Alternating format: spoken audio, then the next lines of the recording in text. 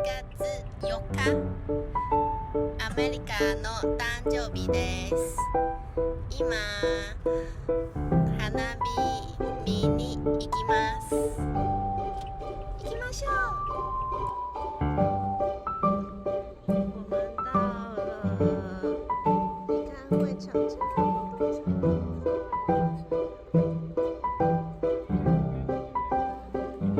已经好多人了。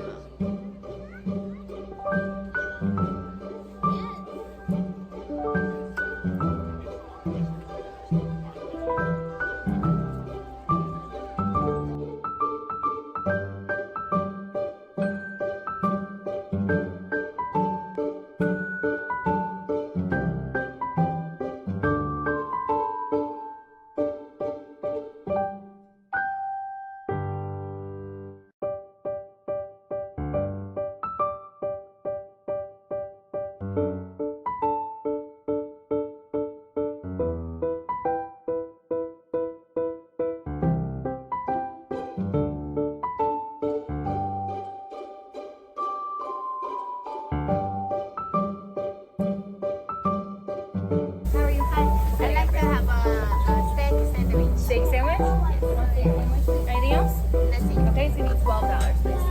20?